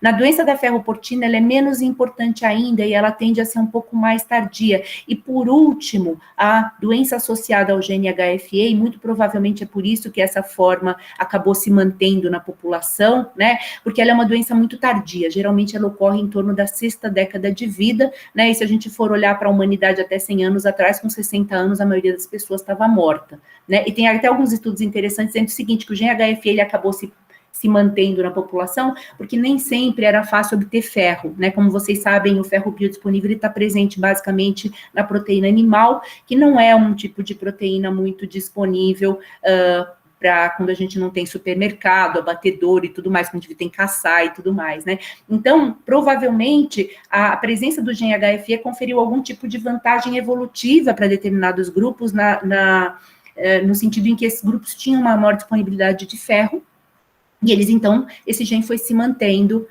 na população porque tinha essa vantagem ao longo do tempo, né? Bom, os outros morriam antes, né? Bom, como a gente já comentou, há uma série de fatores modificadores no metabolismo do ferro, né? Por exemplo, medicações como os inibidores de bomba de prótons, eles podem reduzir o ferro, né? Por uma elevação da acidez no duodeno, né?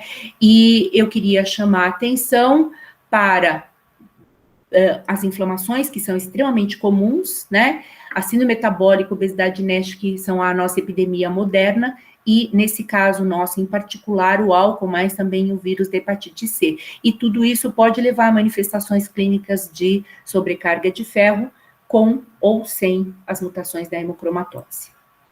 Como fazer o diagnóstico, né? O diagnóstico todo mundo sabe, é super clássico, né? A gente está, assim, autorizado a pensar em hemocromatose hereditária quando a saturação da transferrina está maior que 45% e quando a ferritina está maior que 300 para homens e 200 para mulheres. Na prática clínica, a gente sabe que é muito comum a gente ter alterações superiores a isso e nem sempre a gente vai pensar em hemocromatose hereditária. Em geral, a gente vai pensar nisso quando realmente a saturação está muito elevada, acima de 60%, 70%, com ferritina concomitantemente elevada. Alterações de ferritina de qualquer magnitude com saturação de transferrina normal nos devem afastar do diagnóstico de hemocromatose hereditária, tá? Como eu disse, a doença ferroportina seria uma possibilidade, mas ela é extremamente rara, né? E aí a gente tem que pensar naquelas doenças em que a gente tem uma ferritina aumentada por algum processo inflamatório concomitante com saturação de transferrina normal. Então, saturação de transferrina normal não importa a ferritina, a gente deve pensar em outras causas e não em hemocromatose. A gente tem várias apresentações clínicas, eu já comentei, no HFE, em geral, são homens, brancos, em torno dos 50 anos, tem a saturação de transferrina e a ferritina elevada. No caso da hemocromatose tipo 3, o receptor de transferrina, isso pode acontecer também em populações não caucasianas, incluindo africanas, asiáticas, é uma doença mais precoce, ocorre tanto em homens quanto em mulheres, e a gente tem novamente elevação da saturação de transferrina e da ferritina.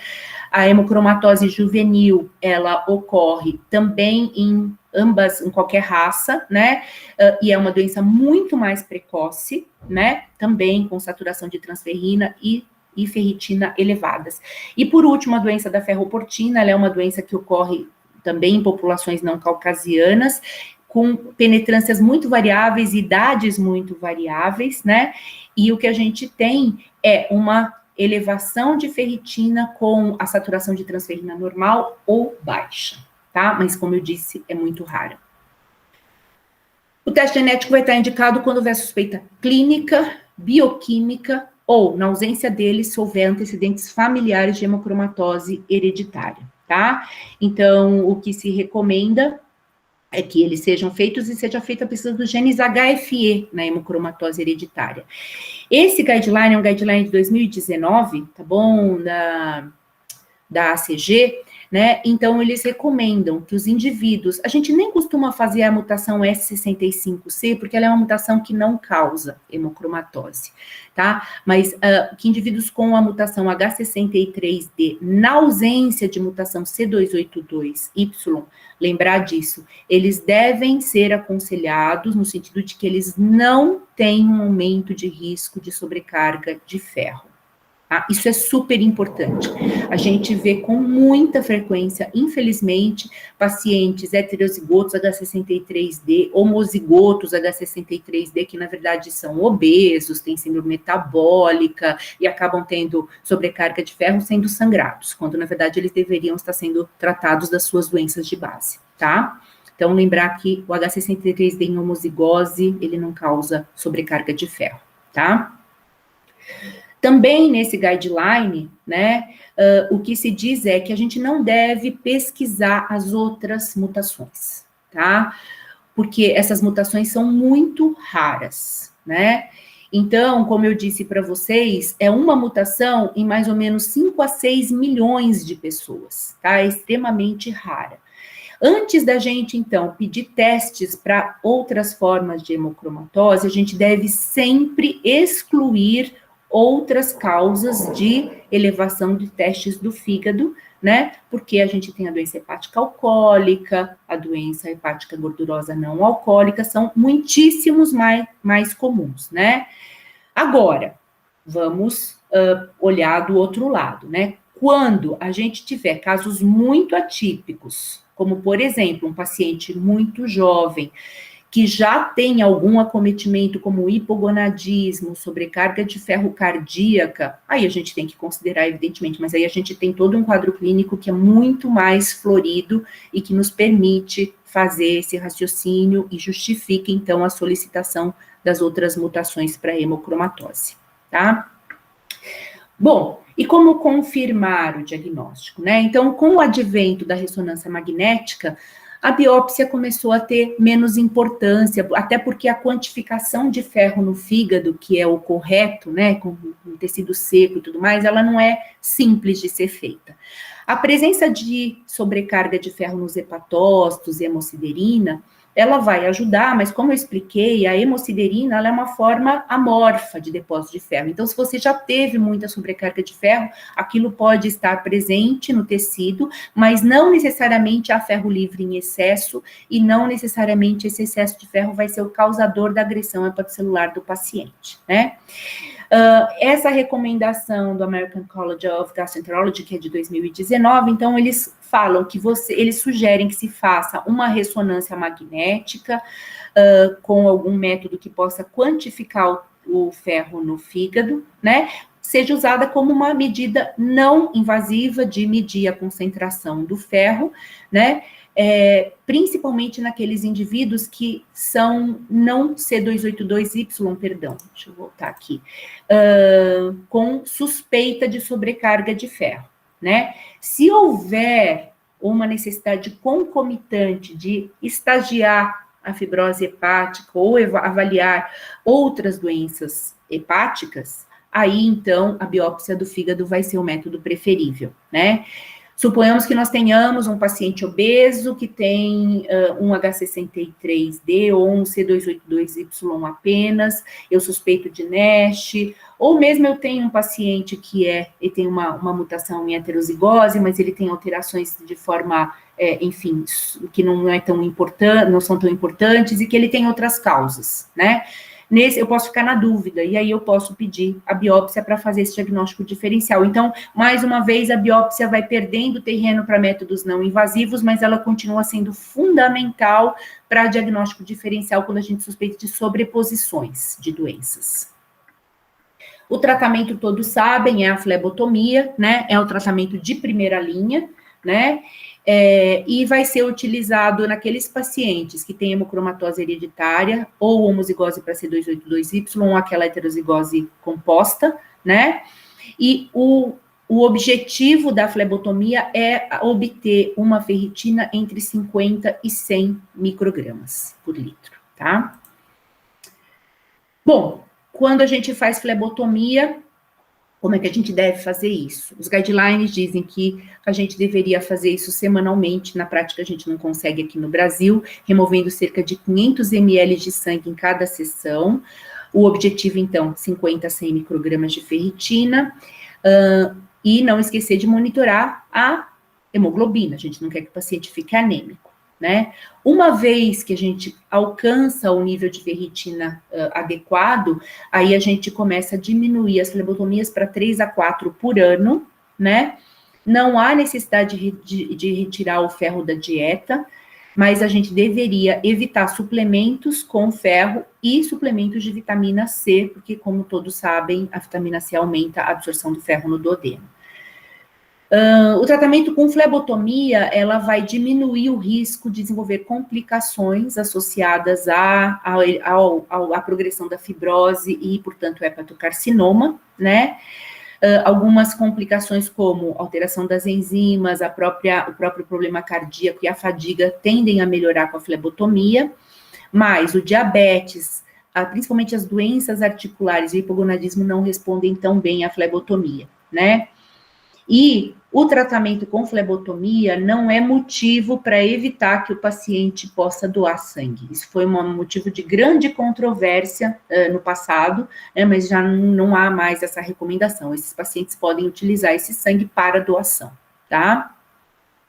A quelação não é um tratamento de primeira linha, porque ele produz, então, toxicidade renal, hepática, mas ele pode ser utilizado para aqueles pacientes que não conseguem tolerar ou são refratários à flebotomia, né, ou em pacientes que tenham contraindicações para fazer a flebotomia, né, por exemplo, uma anemia por algum motivo, outro que não está associado, então, à doença de base, mas o paciente tem uma anemia, ou uma doença congestiva, uma ECC, tá? Bom, então, a flebotomia, ela melhora a fibrose, na cirrose ela já tem menos efeito, mas leve a moderada ela melhora a cardiomiopatia, embora haja poucos estudos sobre isso, não melhora a diabetes, melhora as artralgias, mas quando o paciente já tem condrocalcinose, já uma doença estabelecida, não melhora o hipogonadismo, e aos poucos o paciente vai voltando à coloração da pele. Como é que é o prognóstico da hemocromatose? Naquelas hemocromatoses em que ainda não há cirrose, o prognóstico é semelhante ao da população geral, daí a recomendação de várias sociedades médicas de fazerem rastreamento populacional da hemocromatose, já que é um gene muito comum, através da saturação da transferrina, tá? Já com cirrose, evidentemente, o prognóstico é pior e esse paciente tem uma sobrevida menor. A gente deve rastrear o hepatocarcinoma naqueles pacientes com F4. Antes disso, não parece ter associação com hepatocarcinoma. É importante lembrar que esses pacientes, eles devem ter avaliados também a parte cardíaca. A sobrecarga de ferro no coração pode causar arritmias malignas e insuficiência cardíaca congestiva. Tá? Eu não sei se esse paciente nosso, ele foi avaliado com relação à doença cardíaca, mas seria interessante, quando for fazer a ressonância, fazer uma ressonância do coração também, para avaliar se ele tem muita sobrecarga de ferro cardíaca. O transplante, evidentemente, está indicado quando você tem cirrose descompensada, HCC, e a sobrevida pós-transplante é semelhante às das outras hepatopatias. Então, era isso. Obrigada, gente, pela paciência. Belíssimo, doutora Patrícia. Mais uma vez, uma grande revisão a respeito do metabolismo do ferro, da hemocromatose, e a gente vai aprendendo cada vez mais, né? Eu só queria lembrar que nos últimos 8 meses nós tivemos 3 diagnósticos de hemocromatose hereditária no ambulatório. Esse, né, e um rapaz, o Joelso, de 33 anos de idade, né, que buscava atendimento médico em outros lugares por conta de fadiga, simplesmente isso, né? E numa avaliação laboratorial, ele se deparou com uma ferritina elevada, foi encaminhado para, né, o ambulatório e a saturação era de 90 e poucos. A doutora Estela fez, né, o teste genético e ele veio com um padrão de homozigose C282Y. O irmão dele, mais velho, de 44 anos de idade, né, com uma síndrome metabólica, né, também, né, com ferritina elevada e saturação transferrina acima de 70%, hoje ele esteve no ambulatório, inclusive, com a mutação também com o padrão de homozigose. E as duas irmãs, uma não tem, a outra é H63D C282Y. Né? Então, nós temos 2, mais esses 3, né? E o Hemocentro ele tem feito assim, Patrícia, a gente pede as flebotomias, eles fazem uma por semana, mas eles só fazem no máximo 6, né? Aí a gente tem que rever o paciente, depois fazer outra cartinha, eles fazem mais 6, uma a cada semana. E aí a gente vai ajustando aí com eles o protocolo das sangrias a cada 6 vezes, né? Mas eles têm atendido bastante bem. Não só essa demanda, né? Exatamente. Né? E a gente tem tido com a doutora Estela, ela tem um funcionário lá, que é o seu Faustino, a gente manda uma cartinha na suspeita, o doente chega lá na segunda de manhã, já colhe o sangue, aí eles vão deixando ali acumulado para depois, quando tem um número suficiente, fazer a mutação daqueles pacientes todos, né? Então, tem sido fácil a gente chegar a partir da suspeita, chegar a esse diagnóstico, né? Porque eles têm atendido muito bem a gente. Que bom. Maravilha. Doutora Ana Cristina. Estou aqui aproveitando, Paty, queria falar como é legal, assim, não tem como a gente compreender bem essas doenças metabólicas sem compreender bem a fisiologia. Aí a gente estuda um pouquinho mais, quando a gente estuda um pouquinho mais, a gente volta para a cadeira básica. Exatamente. Se você não entender a fisiopatologia, você acaba se perdendo um pouco. É que o básico a gente pulava, a página que a gente pulava, a página chata, normalmente todo mundo pulou essa fisiologia. Infelizmente, a gente não tinha tanta maturidade, mas é fundamental como, né? A gente entender metabolismo, entender por que uma hemocromatose é diferente da outra, por que doença da ferroportina é difícil de sangrar e a saturação é baixa, porque os ferros estão presos lá dentro da célula e de lá ele não sai. Então, é muito legal, Paty, amei. Muito bom.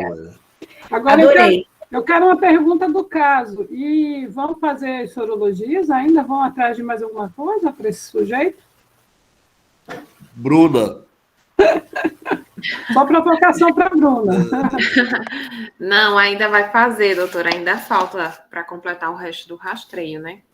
Gente, que pobreza franciscana a gente não vê. Gente, que loucura. A gente tem o teste genético e não tem as sorologias. Não consegue fazer. As prioridades como estão, né? E vão vigiar o xixi vermelho dele ou não? Vão pedir o quê, Virgínia? Vão vigiar o xixi vermelho dele ainda? Pois porque assim, eu acho que essa história da hematúria, ela, durante o período de internação, ela não se caracterizou, embora ele relatasse urina vermelha. Então, hematúria ele não tem. Inclusive, foi pesquisado dismorfismo eritrocitário, que também não tem. Então, se essa urina é vermelha, a causa dela é outra. Né? E que deve ser aí bem caracterizado. Né? Agora, essa história anterior, que motivou a internação dele, desse quadro infeccioso, com diarreia e secar de 13 mil... Ficou no breu. Ficou no... deixa uma dúvida danada, uma angústia muito grande para saber o que de fato era. Era leptospirose, né? Como o diagnóstico mais provável, mas, assim, como o doutor Paulo falou, leptospirose é uma doença muito heterogênea, mas quando a gente imagina a leptospirose com esse comportamento, a gente imagina aquela forma ictorohemorrágica, né? Aquela síndrome de véu, né? Com adoecimento renal, icterícia rubínica e tal, e não foi o que ele fez, né? Mas eu acho que é uma pena, porque se ele tivesse entrado naquele protocolo que a doutora Lúcia está fazendo, acho que é no Sírio ou no Einstein, né? De pegar e fazer um painel viral, bacteriano, de tudo, né? Um pacotão, talvez ele tivesse sido elucidado em relação a esse quadro infeccioso que motivou a internação dele, né? Uhum. Belo caso, Bruna, muito bom. Belo. Muito bom. Muito, muito bom. E por isso a gente fica mais feliz, né? Ao final das terças-feiras, né?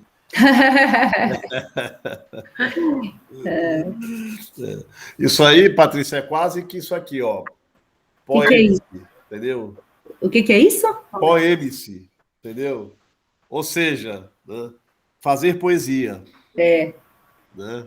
É muito bonito, né? Ser humano, o organismo é muito lindo. É isso. Exatamente. Bacana. Então, a gente pode encerrar, né? Sim. Vamos agradecer a todos, doutora Patrícia. Obrigada, Bruna, que delícia. Muito bom, viu, Bruna? Adorei essa apresentação, bacana. Obrigada, então, boa gente. Noite. Boa noite. Obrigada, doutora, foi ótimo. Até a próxima. Beijo, tchau. Tchau.